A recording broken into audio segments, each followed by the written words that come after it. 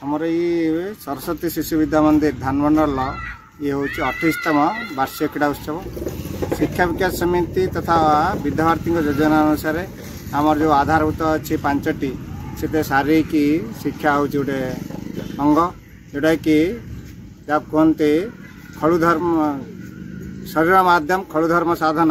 अर्थात शरीर सुस्थ है देश सुस्थ समाज सुस्थ से उद्देश्य को आमको नहीं कि आमर जो आधारभूत अच्छी से शारीरिक संगीत